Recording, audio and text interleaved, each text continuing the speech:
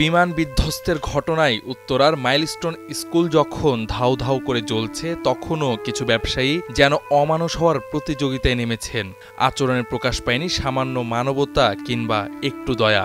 রক্ত, হাহাকার, মৃত্যু আর পোড়া গন্ধের মধ্যেও বড় ট্র্যাজেডি ছিল কিছু মানুষের অমানবিক আচরণ। পোড়া শিক্ষার্থীরা যখন এক ঢোক পানির আশায় কাতরাচ্ছিল, তখনও কিছু দোকানদার ২০ টাকার পানির বোতলের দাম হাঁকিয়েছে ৩-৪ গুণ। উদ্ধারকৃত শিক্ষার্থীরা পানি কিনলে মূল্য কে পরিশোধ করবে, এমন প্রশ্নে মাইলস্টোনের ক্যান্টিন থেকে পানি দেওয়া হয়নি বলে অভিযোগ করেছে প্রত্যক্ষদর্শীরা। অভিযোগ উঠেছে বাইরের কিছু দোকানদার ২০ টাকার পানির বোতলের দাম চেয়েছে ১০০ টাকা। কিছু কিছু দোকান তো পানি স্টক করেও রেখেছিল অনেকক্ষণ।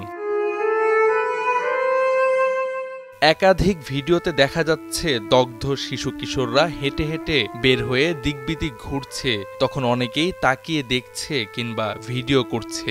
কেউ এগিয়ে এসে তাকে নিচ্ছে না হাসপাতালে, দিচ্ছে না এক বোতল পানি কিংবা একটু কাপড়। অসংখ্য প্রাইভেট কার দাঁড়িয়ে থাকলেও তাৎক্ষণিক দগ্ধ শিশুদের হাসপাতালে নিতে এগিয়ে আসেনি অনেকেই। আবার কিছু কিছু সিএনজি উত্তরা থেকে ঢাকা মেডিকেল বার্ন ইউনিট আসতে ভাড়া চেয়েছে ২ থেকে ৫,০০০ টাকা।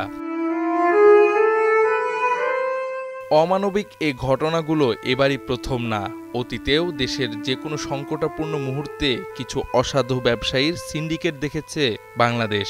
নিত্য প্রয়োজনীয় পণ্যের দাম বাড়িয়ে দেওয়া, যাতায়াত পরিবহনকে দুর্লভ করে তুলে অতিরিক্ত মুনাফা হাতানোর অপচেষ্টা করে কিছু অসাধু চক্র। বিশেষত ফেনী ও সিলেটের বন্যার সময় এই চিত্রগুলো চোখে পড়েছিল। এর বাইরে সোশ্যাল মিডিয়াতে আনন্দ প্রকাশ করতে দেখা গেছে পতিত আওয়ামী লীগের পলাতক কিছু নেতাকর্মীদের। হৃদয় বিদারক এই ট্র্যাজেডিকে তারা উপহাসের সুরে বলেছে এ নাকি তাদের প্রাপ্য ছিল। সংকটাপূর্ণ এই মুহূর্তে যারা এমন কথা বলতে পারে, তাদের মনুষ্যত্ব নিয়েই প্রশ্ন ওঠে।